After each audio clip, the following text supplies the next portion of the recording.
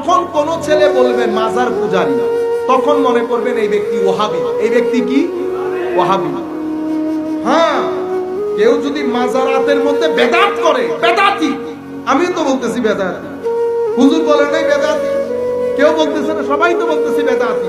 মনে রাখবেন, মাজার পূজারী যখন কারো মুখে শুনবেন, নিঃসঙ্গ চিত্তে মনে করবেন এই ব্যক্তি ওয়াহাবি। আল্লাহর বান্দাদের মধ্যে সকল বান্দা আল্লাহর ডাইরেকশন অনুযায়ী চলে না। কিছু বান্দা যারা আল্লাহর ডাইরেকশন অনুযায়ী চলে, যেখানে যেতে বলেছেন যায়, যা খেতে বলেছেন খায়, এই সমস্ত মানুষকে আমার আল্লাহ বান্দা থেকে বন্ধুতে গ্রহণ করে তাদেরকে কুল কায়নাতের সিনার জন্য শেফা হিসেবে কবুল করে। আপনার অন্তরের অসুখ হলে আল্লাহর এই ওলিদের কাছে গেলে অন্তরের কি হয়ে যায়? শেফা হয়ে যায়।